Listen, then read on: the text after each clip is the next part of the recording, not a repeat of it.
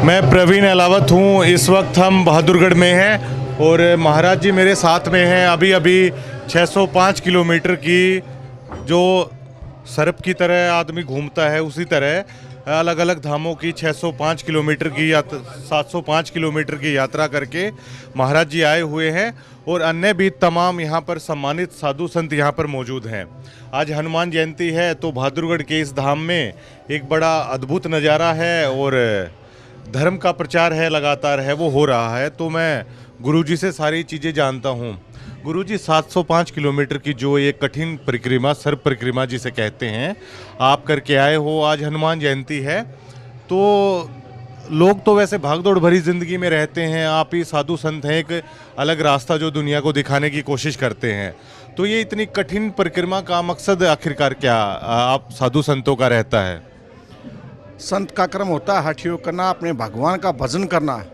और इस हठ योग के कारण, क्योंकि अगर हम पंचदूनी तपस्या करेंगे तो आसपास के ही नगरी के भगतगण आकर ज्ञान प्राप्त करते हैं, लेकिन जो हमारी प्रक्रिया है, जो परिक्रमा है, उसका लक्ष्य कुछ अलग प्रकार का है। कि आप देख रहे हो उत्तेजना भरा जीवन सब जी रहे हैं, भाग हो रही है कि ये पाना है, ये पाना है। मृत्यु वो सभी बुलाए बैठे हैं और जो इंसान मृत्यु को याद रखता है वो कभी बुरा कर्म नहीं करता। आज हमारा भारतवर्ष, हरियाणा ही नहीं पूरा भारतवर्ष नशे की जकड़ में है और अपने स्वार्थ के लिए हम वृक्षों को काटे जा रहे हैं जो कि हमें ऑक्सीजन देते हैं।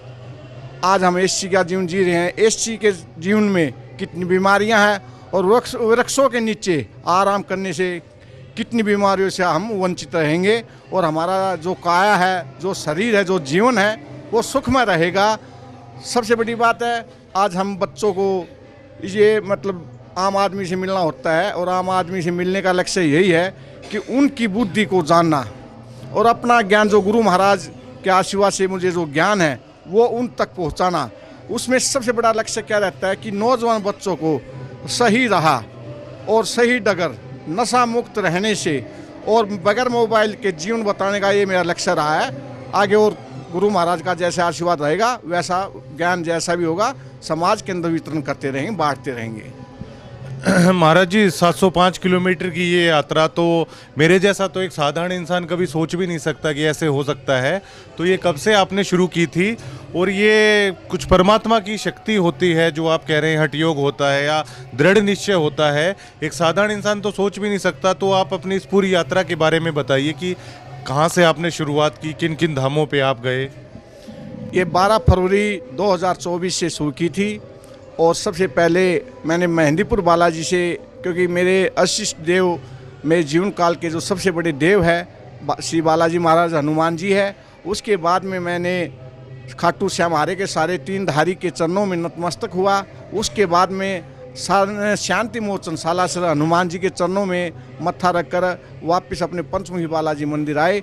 रही कठिनाई की बात, देखो भाई कर्म तो करना ही पड़ेगा। भोजन भी करते हैं, उसमें भी कठिनाई महसूस होती है, परेशानी होती है, तकलीफ होती है।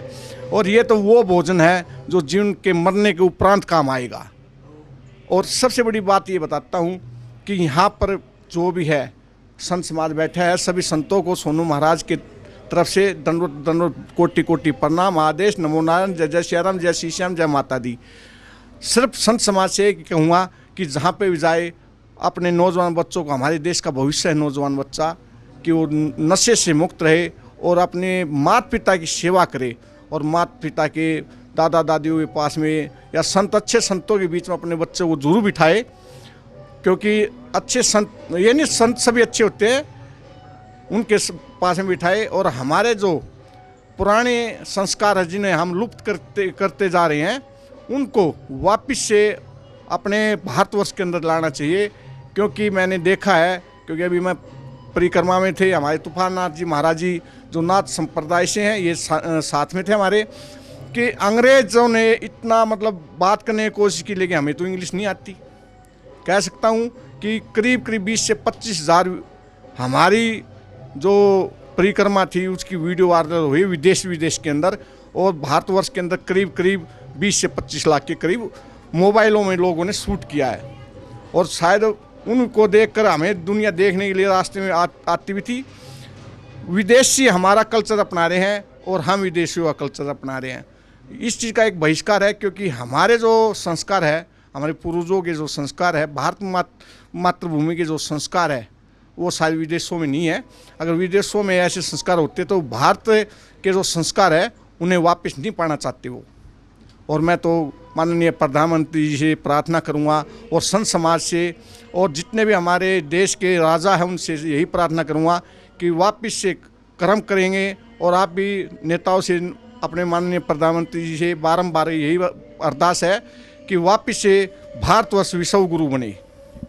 महाराज जी, जैसे आप तो तमाम साधु संत लोग हैं, दुनिया से इतना मतलब नहीं रखते, परमात्मा का ही ध्यान है वो लगाते हैं, लेकिन जो गृहस्थी में एक आम आदमी होता है, गृहस्थी में फंसा रहता है या अपना नौकरी पेशा या धन दौलत में फंसा रहता है, वो इतना ज़्यादा वक्त तो नहीं निकाल सकता। तो उनके लिए आपकी क्या शिक्षा है कि किसी तरह 5 या 10 मिनट का वक्त निकाल के परमात्मा का ध्यान किस तरीके से लगा सकते हैं, वो किस तरह आध्यात्म को पा सकते हैं? देखो भाई, कोई हमारा तो कहना मानने वाला है नहीं। वैसे मैं खुद बता देता हूँ, मैं भी खुद शादीशुदा हूँ और मुझे एक बेटा भी है।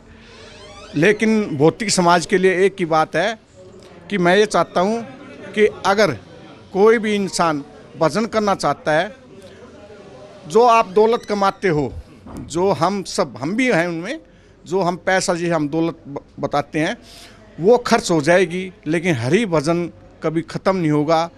क्योंकि हरि भजन हमारी काया को, बुद्धि को, आत्मा को पवित्र रखता है। इसलिए कहता हूँ सभी को कि अगर समय रहते अगर आप नहीं संभले तो बुढ़ापा आपको संभाल लेगा और फिर हरि भजन करना ही पड़ेगा।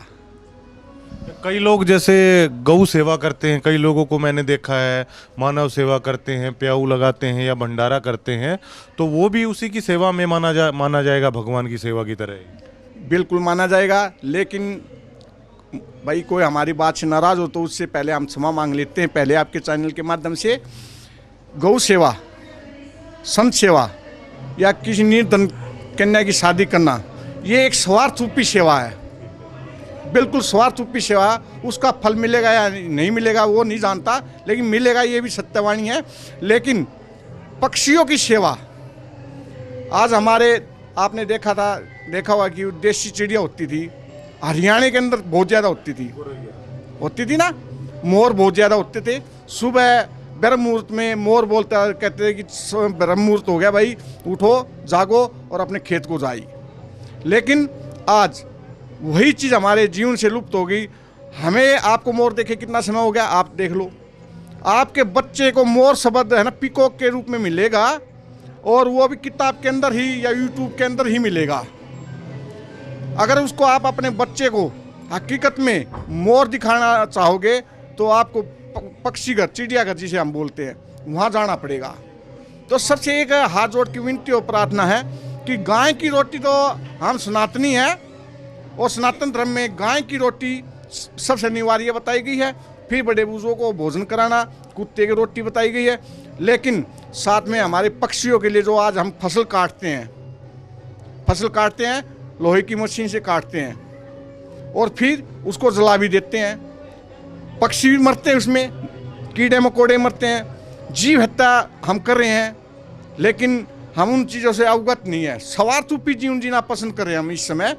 लेकिन मैं सबसे एक किसानों से, जमींदारों से और आम इंसान से, संत समाज से हाथ जोड़ के विनती और प्रार्थना है कि कहीं हम वापस ये ना बोले कि वो समय बहुत अच्छा था, कि कोयल की गूंज से, पक्षियों की चहचहाट से हम जीवन भर मनोरंजन करते थे।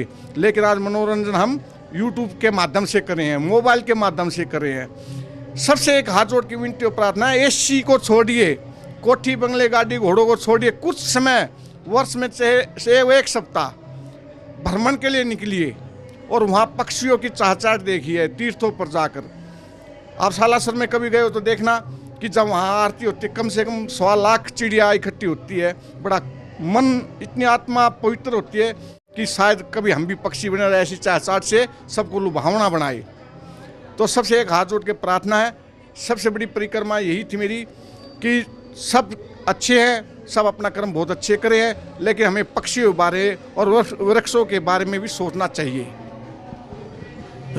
पूरी दुनिया महाराज जी माया के पीछे लगी हुई है, माया को किसी तरीके से जोड़ा जाए, चाहे किसी भी तरीके से है उसको कमाया जाए, चाहे कर्म कोई सा भी हो। इस माया का अंतिम समय में आप तो इस बात को समझते होंगे, क्या ये पूरी खुशी दे सकती है? पैसा एक साधन है, साधक नहीं है। पैसा एक साधन है, साधक नहीं है। पैसा मतलब एक साधन है कि अगर पैसा नहीं होता तो शायद हम ये वस्त्र नहीं खरीद पाते, जो शास्त्रों में लिखा है। साधक का अर्थ जीवन, पैसा एक जीवन नहीं हो सकता। लेकिन आज कलयुग के अंदर, स्वार्थ रूपी जीवन के अंदर पैसा एक साधक है, ना कि साधन है। सबको पैसा चाहिए कि जीवन के लिए आप बीमार होना पसंद करोगे, पैसा कमाते कमाते वही पैसा आप डॉक्टर को दे के आ जाओगे, वापस कंगाल हो जाओगे। तो पैसे पीछे ना दौड़िए, संस्कारों के पीछे। और परमपिता परमात्मा ने हमें इंसानी योनि में इसलिए भेजा है कि अच्छा कर्म करे, अच्छा भजन करे और समाज को एक नई राह, नई डगर दिखाए, जिससे हमारे देश के अंदर और हमारे जहाँ देहात में हम रहते हैं, जो भी संत समाज या भाई भौतिक को भी इतना ज्ञान है, मैं ये नहीं कह रहा कि शायद एक संत से भी ज़्यादा ज्ञान भौतिक समाज में जीने वाले को बहुत ज़्यादा ऐसे आत्माएं हैं। तो सिर्फ मैं एक चाहता हूँ कि डॉक्टर की तरफ ना भागिए। आज हम सब डॉक्टर के पीछे भाग रहे हैं, और डॉक्टर पहले दवाई, किसी को बुखार होता है, लाल शीत के अंदर लाल मिर्च, काला नमक, जीरा मिलाकर दे देते, बुखार उतर जाता था। लेकिन आज कुनैन खाते सभी, क्योंकि ज्ञान नहीं हमें। क्यों? क्योंकि हम अपने जो पुराने संस्कार थे उनको भूल गए हैं। हमें सुविधा चाहिए, तकलीफ नहीं चाहिए। वो तकलीफ सही है कि आईसीयू में भर्ती हो रहे हैं और दुनिया एक के किलो सेब, दर्जन केले लेकर, आपका चिक्कू लेकर पता लगाने गए हैं कि महाराज जिंदा है या मर गया, ठीक होंगे या नहीं होंगे। लेकिन अगर उस समय तक पहुंचने के लिए समय भगवान ने इतना लंबा अरसा दिया है कि उस समय अगर हम संभल जाएंगे तो शायद हमें हॉस्पिटल नहीं जाना पड़ेगा। 2007 में मुझे हृदय रोग हुआ था, जिसे डॉक्टर हार्ट अटैक बोलते हैं। दोबारा मैंने वो चांस ही नहीं आने दिया, वो समय ही नहीं आने दिया कि दोबारा से मुझे हृदय रोग बने। कहने को तो कहते हैं कि बाबा बहुत भारी है, लेकिन उसके लिए मैं कर्म भी करता हूँ। दान का महत्व जीवन में होता है, और दान आदमी को करना चाहिए, और करना चाहिए तो कहाँ पे करना चाहिए? 3 प्रकार के दान होते हैं, तब, कब, जब। 3 प्रकार के दान होते हैं, तब, कब, जब। तब का मतलब मरने के उपरांत जो दान किया, सुपात्र दान। जैसे किसी को पैसा दान नहीं देना चाहिए, वो कभी नहीं मिलेगा, ना अब ना तब, वो है जब।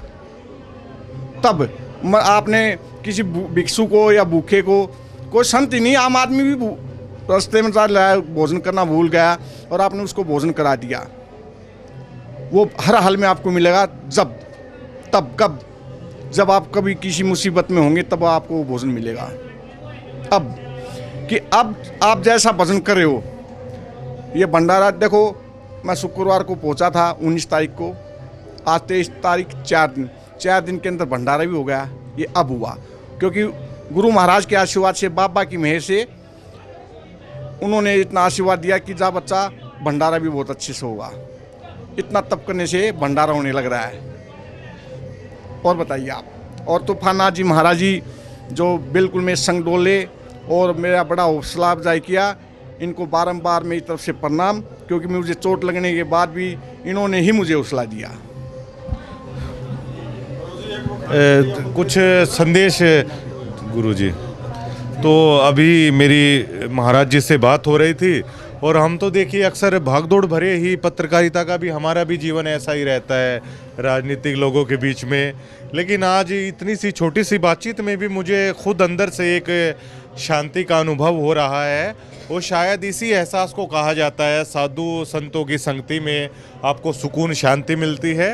वो मैं खुद अनुभव यहाँ पे कर पा रहा हूँ। और महाराज जी से कई चीज़ें मैंने भी सीखी हैं, और जाहिर तौर पर आप इस खबर को देखेंगे तो आप भी सीख पाएंगे हमारे जीवन का मूल्य क्या है, धर्म का महत्व क्या है, दान आखिर कैसे होता है। सारी चीज़ें मैंने गुरुजी से अभी पहुंची है। और हनुमान जयंती के ऊपर बड़ा आध्यात्मिक कार्यक्रम यहाँ बहादुरगढ़ में हो रहा है। बड़ी कठिन परिक्रमा करके गुरुजी आज यहाँ पे आए हैं, और हम भी सौभाग्यशाली हैं कि तमाम साधु संतों का सानिध्य हमें भी मिल रहा है। और शुक्रिया।